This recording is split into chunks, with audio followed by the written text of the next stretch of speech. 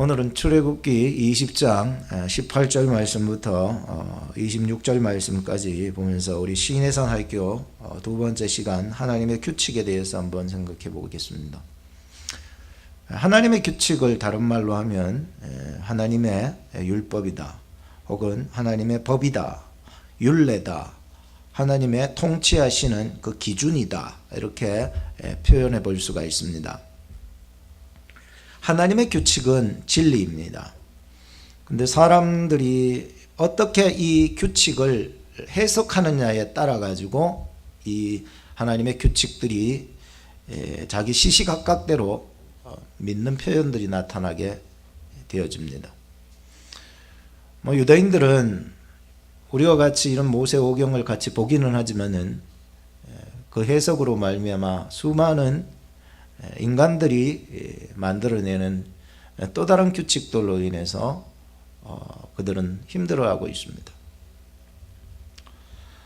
오늘 우리는 이 말씀을 통하여서 하나님의 말씀이, 이 규칙이, 율례가 이 하나님이 통치하시는 이 기준이 되는 이 하나님의 법이 얼마나 우리에게 진리가 되는지를 같이 한번 살펴봤으면 합니다. 어느 날 예인이가 아빠 방을 들어오는 것입니다. 근데 문을 확 열고 들어오는 것이에요. 그래서 제가 불러놓고, 예인아, 아빠 방에 들어올 때는 꼭 노크하고 들어라. 그러니까 그 다음부터 얘를 보니까 노크를 하는데 노크 똑똑하고 문을 확 열어버리는 거예요. 그래서 다시 불러놓고, 아빠가 노크하고 들어오라는 것은 그런 게 아니고, 노크하고 확 여는 것은 아니고, 노크하고 아빠가 들어와요 하면은 그게 들어오는 거예요. 그리고 아무 소리가 안 들리면 살포시 열어보고 이렇게 그러는 거예요. 얘가 그래도 이제 나이가 있으니까 아빠 말을 이해하는 거죠. 맞아, 내가 좀 잘못했네, 이런 생각들을 가질 수 있었습니다. 우리는 내가 편하기 때문에 그냥 두면은 하염없이 편해지고 마련이에요. 그렇지만 규칙을 둠으로 말미암아 우리가 뭔가 하나님과의 이 관계를 올바로 지켜나갈 수 있는 그 부분들을 위해서 오늘 이 규칙이라는 것이 많이 필요하다고 생각을 했었습니다. 제목이 좀 딱딱하기는 하지만은 우리가 이 말씀을 들어가면서 잘 깨달았으면 좋겠습니다. 제가 결혼했을 때에, 초창기 때에는 저희 아내가 냉장고에 뭐 붙여놨어요. 혹시 아세요, 여러분들? 결혼 초창기 때 뭐 붙여놔요, 냉장고에, 종이에다가 한 20가지 붙여놔요. 저와 아내는 성향이 너무 많이 달라요. 그래가지고 그것을 맞춰가려면, 좀 이제는 행복하게 살려면 20가지의 규칙을 두고 그걸 지켜가야 한다는 거죠. 근데 저는 그게 굉장히 답답한 거죠. 그냥 내 편한 대로 집에 와서 살고 싶은데 아내는 냉장고에다가 그 규칙들을 붙여놓고 이렇게 해라, 저렇게 해라, 저렇게 해라, 저렇게 해라. 축소하고 축소했는 게 20가지니까 그 축소 안 하면은 한 몇 가지나 해야 될까요? 한 100여 가지 되겠지 않겠습니까? 완전 유대인이죠.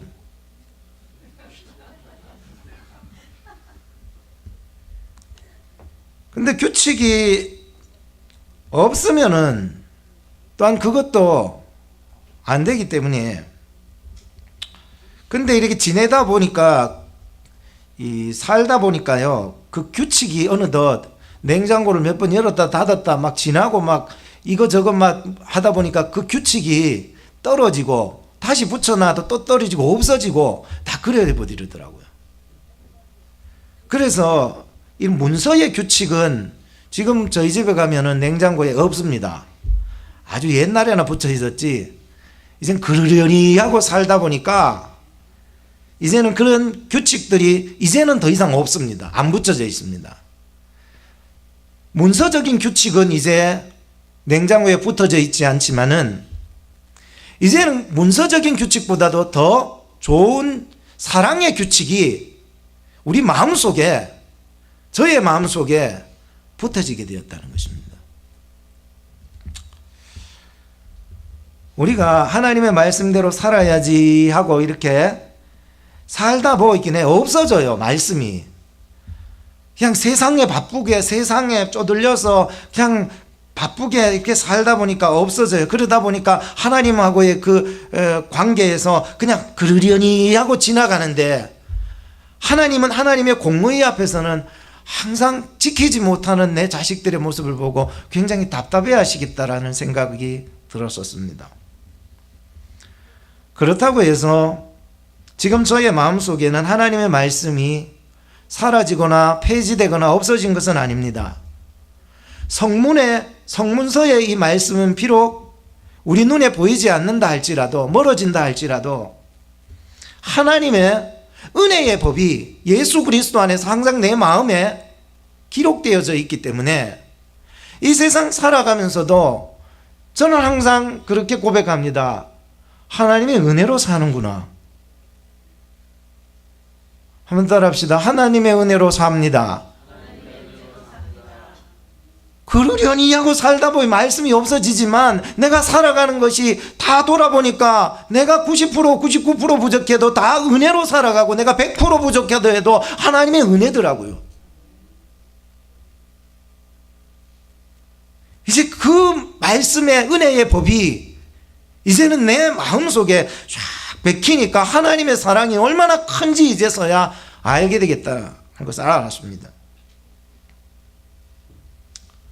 개인이나 가정이나 학교나 나라나 교회도 법이 있습니다. 규칙이 있습니다. 가정에 규칙이 있잖아요.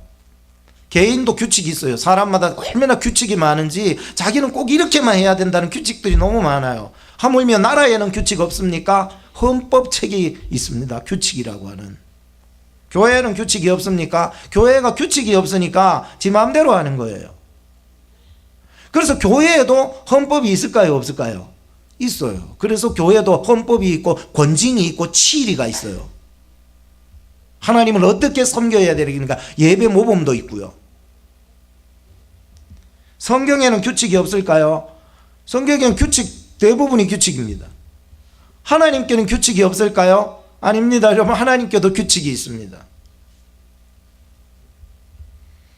만약에 규칙이 없다면 우리는 무법천지 그런 나라가 되고 그 공동체가 될 것입니다. 그래서 그 공동체가 존속 유지되기가 어려운 것입니다. 지난 금요일 날 우리 미국의 트럼프 대통령께서 취임식을 하게 되었습니다. 한 손에는 어디 위에 손을 얹어요?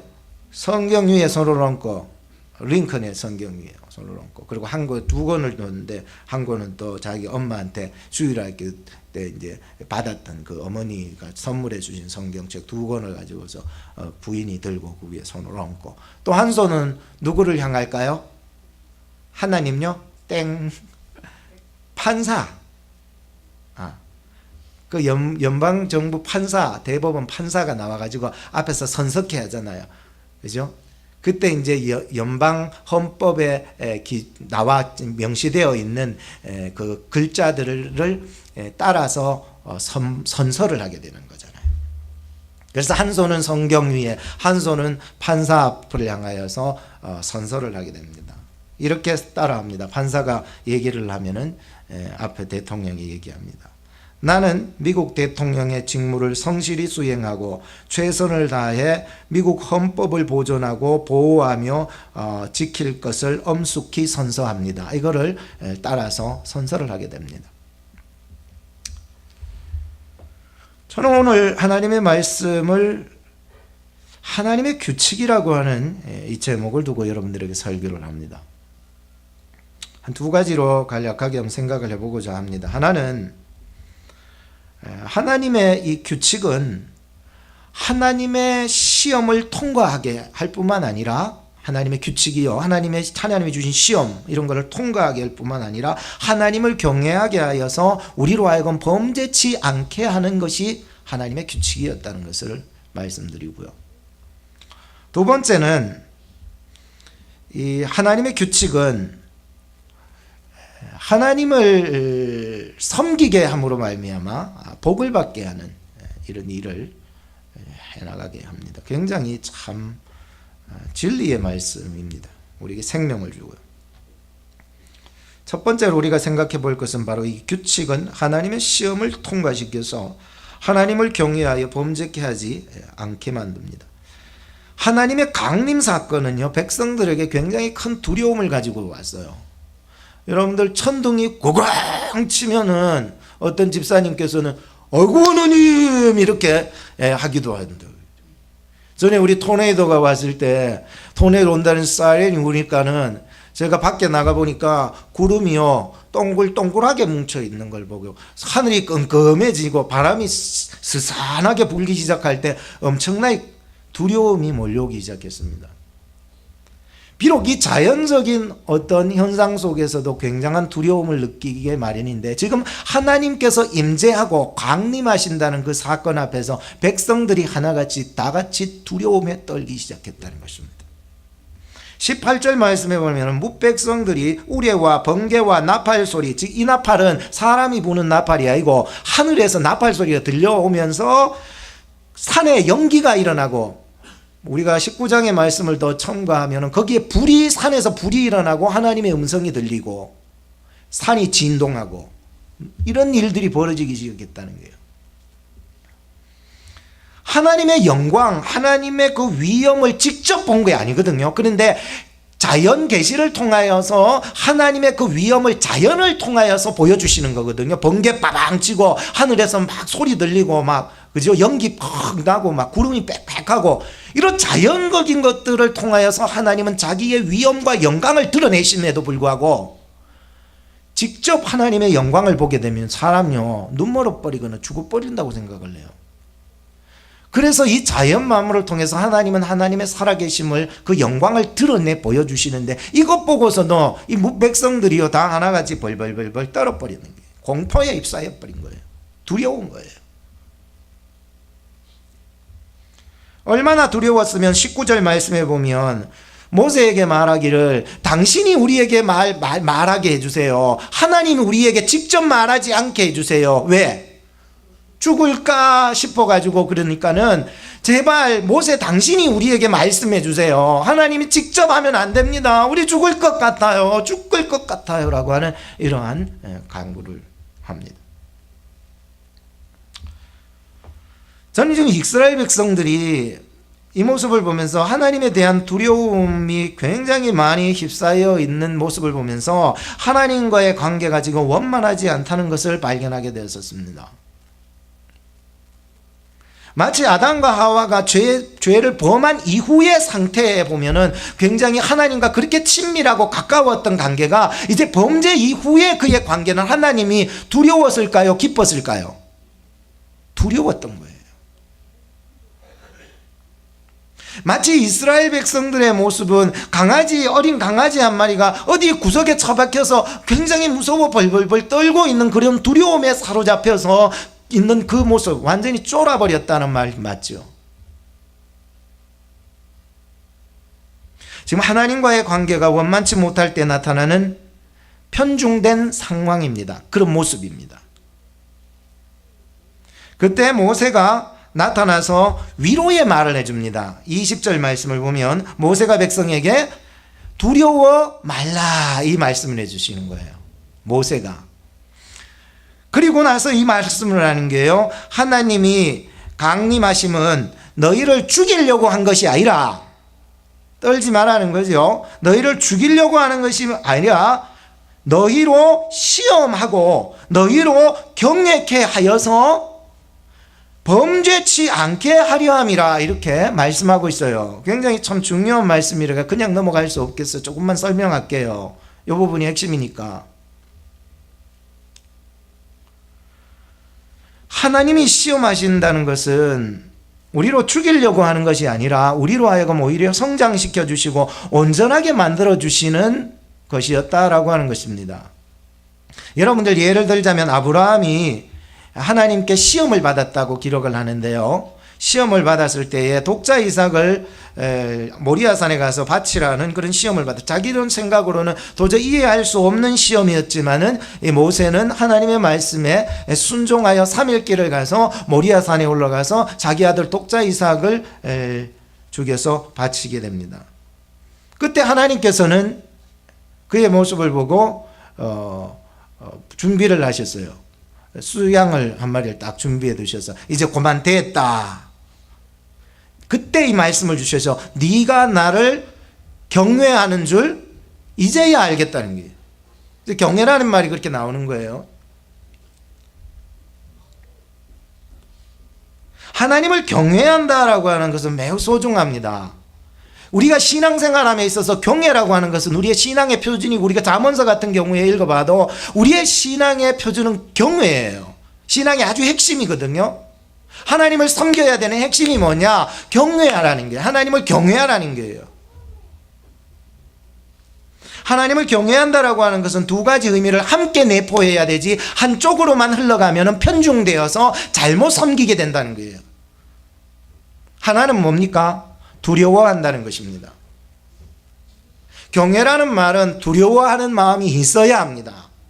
하나님의 공의, 하나님의 진노, 하나님의 심판, 하나님의 징벌, 죄를 범하면 하나님이 얼마나 끔찍하게 우리를 치시는지에 대한 그 두려움을 가지고서 진지하게 하나님을 믿어서 그분 앞에 부복하고 그분 앞에 설 때에 나의 죄된 모습 앞에 주여 나를 용서하여 주시옵소서, 나를 불쌍히 여겨 주시옵소서에 대한 이 두려움에 대한 이 마음을 분명히 가져야 된다라고 하는 것입니다.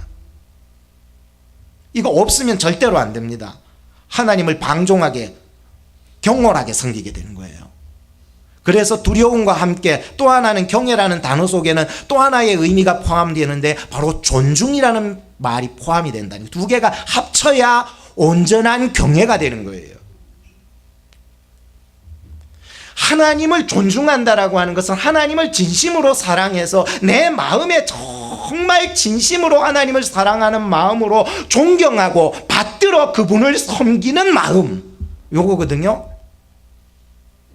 그래서 이 경외는 두려움과 또한 존경의 의미를 함께 내포할 때에 참으로 올바른, 편중되고 치우치지 아니하는 올바른 하나님을 섬길 수 있는 방법이 된다라고 하는 것입니다.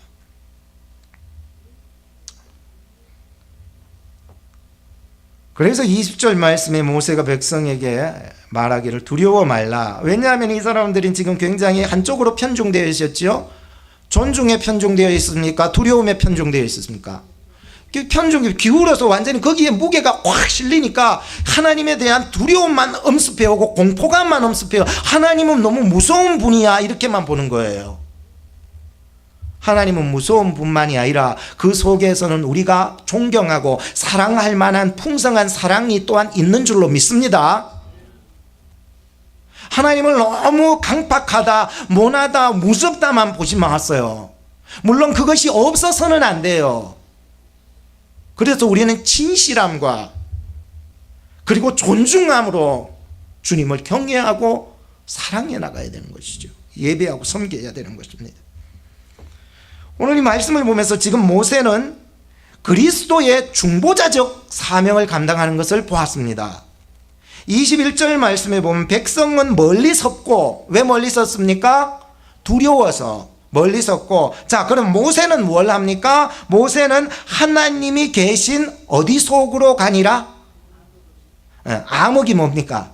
지옥입니까? 그런 게 아니거든요. 여기는 암흑이라는 뜻은 빽빽한 구름이라는 단어하고 똑같이 사용해요. 너무 구름이, 안개가 이런 것이 빽빽하니까 그거는 우리의 시력으로서는 도저히 분간할 수 없을 정도가 돼버렸기 때문에 암흑이라는 말을 쓰고 있다는 거예요. 백성들은 무섭고 두려워서 떨고 있는 상황에서 모세는 지금 그리스도의 중보자적 역할, 사명을 제대로 감당하고 있었다는 것을 보았습니다. 하나님께 나아갑니다. 하나님과 백성과의 그 중보자적 관계를 이루어 나가기 시작하는 것입니다. 저는 이 모습을 보면서 디모데전서 2장 5절 말씀을 보았습니다. 하나님과 사람 사이의 중보도 한 분이시니 곧 사람이신 그리스도 예수라, 이런 표현이 있습니다. 말씀을 하셨어요. 오늘날 우리에게도 하나님에 대한 이 관계성이 무너져 있는 사람들, 그것이 존중에 편중만 되어 있든지 두려움에 편중만 되어 있든지 어떤 상황이든지 우리는 예수 그리스도께서 우리의 중보자가 되어 주셔야 된다는 것을 알게 합니다. 우리는 누구라도 인생의 중보자 되신 예수님을 만나서 그분을 믿고 그분을 의지하지 아니하고서는 하나님의 관계가 절대로 회복될 수가 없습니다. 오늘 저나 여러분들이 예수님을 통하여서 하나님이 좋아지게 되기를 축복합니다.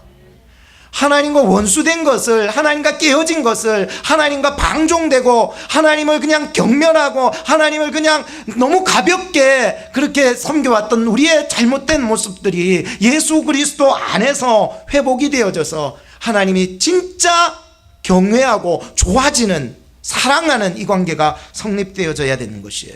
한번 따라합시다. 하나님이 좋아요. 말씀이 좋아요. 하나님의 사람들이 좋아요.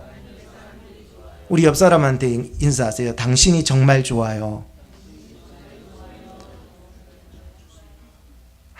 널 보면은 화딱지르는다 이러면 된 게 아니고, 하나님이 좋기 때문에 하나님의 말씀이 좋고, 하나님의 말씀이 좋기 때문에 하나님의 사람도 좋고, 여러분들이 좋고. 두 번째는 하나님을, 이 규칙이라고 하는 것은 하나님을 섬기게 하며 하나님의 인재를 경험하게 돼요. 이 규칙 속에는 또한. 그리고 복을 받게 한다는 말씀입니다. 24절 말씀 같이 한번 읽어봅시다. 24절 시작. 내게 토단을 쌓고 그 위에 너의 양과 소로 너의 번제와 화목제를 드리라. 내가 무릇 내 이름을 기념하는 곳에서 너에게 강림하여 복을 주리라 라고 말씀합니다. 하나님께서 이제 강림하여 복을 주신다 이 말씀을 하실 때에 이제 여러분 더 이상 두려워하지 마시기 바랍니다. 또 경홀히도 여기지 마시기 바랍니다. 예수 그리스도 중보자 되신 그분을 힘입어서 하나님 앞에 담대히 나가세요. 하나님이 분명히 약속하신 복이 있습니다. 여러분 최성규 아나운서라고 들어보셨습니까? 한국에서 예전에 뭐 전국 노래자랑 그것도 옛날에 또 아나운서도 했고, 또 전국 기행 무엇이든지 물어보세요, 달리는 일요일, 전 잘 프로그램을 잘 모르지만 그분의 간증 내용에 보면 그렇게 많이 기록되어 있습니다. KBS, SBS, EBS 또 방송 진행을 하고 영화에도 출연을 했고 CF 또 방송대상 영화 또 상도 받고 그렇게 했는데요. 그는 3대째 불교 집안에서 태어났었다고 합니다. 할머니가 3개의 절을 만들어서 지어서 부처님께 복양을 했다고 합니다. 불교 학생회장을 지냈다고 했습니다. 어느 날 행복찾기라는 그 프로그램을 진행하고 또 마치기 한 10분 전쯤 되어서 일이 벌어졌습니다. 자기의 3살 난 딸이 2.5톤 트럭에 뒤로 한번, 차가 뒤로 가다가 뒤로 한번 찡개고 덜컥거리니까 앞으로 한번 또 갔네. 이 사람이, 운전기사가 앞으로 한번 가버렸네. 그러니까 완전히 뒤로 한번 찡가 아프고 앞으로 가면서 찡가 버렸어요. 그래가지고 그 소식을 이제 방송이 끝나자마자 메모리를 통해서 연락을 받고 부랴부랴 병원에 가서 위급하다고 가게 되었었습니다. 그래서 가면서 하나님이, 자기도 몰랐대요. 하나님이 기도를 하시게 했더래요. 이 불교 신자거든요. 완전히 할매가 절을 3개 복양했거든요. 그러니까 이런 집안에서 하나님 살려주세요. 기도가 나왔더래요. 그때 하나님 제발 살려주시기만 하신다면 이젠 저의 인생을 하나님을 섬기는 데 다 드리겠다고 고백한 거예요. 그런데 병원에 갔더니 애가 죽어가지고 흰 천으로 덮여 있었단 거예요. 흰 천으로 그냥 덮어놓았더래요. 이 아버지가요, 이 3살 난 딸이 얼마나 눈에 들어도 아프지 않을 딸인데 이 아이를 끌어안고 흔들면서 정신없이 울기 시작한 거예요. 왜? 하는데 놀랍게 이 모간지에서 쾌쾌거리더니 핏덩어리가 여기서부터 툭 빠져나오더래요. 그래서 손을 넣어서 이제 빠져나오는 거를 꺼내가지고 탁 꺼냈더니 호흡을 하더래요. 아까 자기가 고백했던 고백이 생각이 났던 거예요. 하나님 살려달라고. 하나님 살려주시기만 하면은 이제 누구만 섬기겠다고? 인생을 하나님만 섬기겠다고. 그때부터 이분이요, 불교에서부터 다 우상을 끊어버리고 이제는 하나님만을 섬기는 그러한 삶, 가정, 개인. 그래가지고도 여러분들 인터넷 하시면 한번 들어가 보세요. 최성규 아나운서 간증 들어보시면 뭐 장작 한 1시간 반씩 이렇게 2시간씩도 하는 것도 있는데, 오늘 우리가요 하나님을 섬기겠다고 작정만 하신다면 그것이 정말 하나님을 섬기는 그 경외심으로, 두려움과 또 존중함으로, 그것으로 하나님 앞에 선포만 하신다면 하나님의 여러분들의 인생을 기적으로 열어주실 줄로 믿습니다. 한번 따라 합시다. 원래 2017년도의 표어인데 오직 나와 내 집은 여호와를 섬기겠노라. 시작. 오직 나와 내 집은 여호와를 섬기겠노라. 할렐루야. 이 선포가 그냥 우리의 외적인 마음뿐만 아니라 우리의 내적인 간절한 마음을 포함해서 선포해 나가시기 바랍니다. 그럼 올 한 해에 여러분들이 하나님을 섬기겠다고 작정하는 그분들에게 오늘 이 약속하신 이 복들이 임하게 될 줄로 믿습니다. 또한 그런 제단이 되시기 바랍니다. 여러분들의 개인적인 제단, 오늘 하나님 앞에 드려진 이런 제단, 가정의 제단들을 쌓을 때에 여러분들이 그러한 선포로 이제 오늘 우리 가정은 나는 이제부터 하나님 여호와만 섬기겠어, 우리 가정도 하나님만 섬기겠어 라고 하는 이런 선포들을 해나가시기 바랍니다. 그러면 하나님께서 반드시 오늘 약속처럼 복을 주실 줄로 믿습니다. 우리 다시 한번 말씀을 22절부터 26절까지 쭉 읽어보겠습니다. 22절부터 26절 시작. 여호와께서 모세에게 이르시되 너는 이스라엘 자손에게 이같이 이르라. 내가 하늘에서부터 너희에게 말하는 것을 너희가 친히 보았으니 너희는 나를 비겨서 은으로 신상이나 금으로 신상을 너희를 위하여 만들지 말고 내게 토단을 쌓고 그 위에 너의 양과 소로 너의 번제와 화목제를 드리라. 내가 무릇 내 이름을 기념하는 곳에서 내게 강림하여 복을 주리라. 너가 내게 돌로 단을 쌓거든 다듬은 돌로 쌓지 말라. 너가 정으로 그것을 쪼으면 부정하게 함이니라. 너는 층계로 너의 단에 오르지 말라. 너의 하체가 그 위에 드러날까 함이니라. 아멘. 이 말이 끝에 나오는 말씀을 한마디로 요약하면 다듬은 돌, 정을 둬가지고 깨부셔가지고 만든 그런 제단으로 하나님 앞에 돌을 그렇게 만들어서 제단을 쌓지 마라. 그리고 너가 층계를 만들어가지고 일부러 그렇게 올라가면서 너의 하체를 드러내면서 그렇게 제단 위로 올라가지 말라라고 하는 말씀은 바로 그것입니다. 오늘 우리가 하나님의 제단이 나의 의가 아니라, 나의 의가 조금 더 들어가면 안 된다는 뜻이에요. 온전히 나의 의가 아니라 오직 누구만의 의?